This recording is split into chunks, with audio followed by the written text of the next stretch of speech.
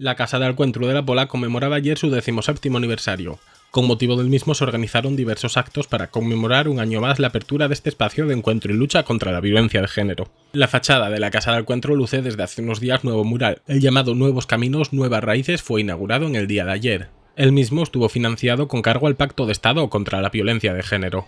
La obra lleva por título Nuevos Caminos, Nuevas Raíces, cuya autora es Marta Fermín del Grupo de Cero Creativo.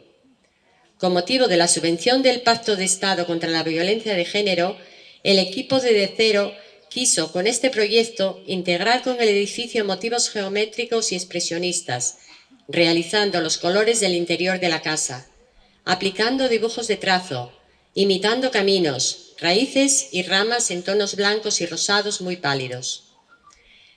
El blanco es un color que invita a crecer en algo nuevo y crear nuevos caminos y métodos, además de sugerirnos paz, armonía e igualdad, por lo que encaja en la función que realiza la Casa de Alcuentru.